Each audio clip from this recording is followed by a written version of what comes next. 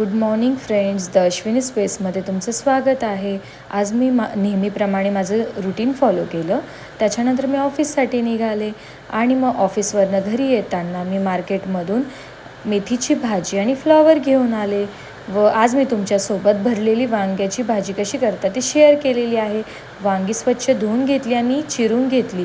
त्याच्यानंतर मिक्सरच्या भांड्यात शेंगदाणे, लसूण, लाल तिखट, जिरे, हळद आणि तुम्हाला जो आवडेल तो मसाला टाकला आणि मिक्सरमधून फिरवून घेतलं आणि त्याच्यामध्ये मीठ व कोथिंबीर टाकली व वांगी नंतर भरून घेतली व भरून घेतल्यानंतर उरलेला मसाला तसाच ठेवला.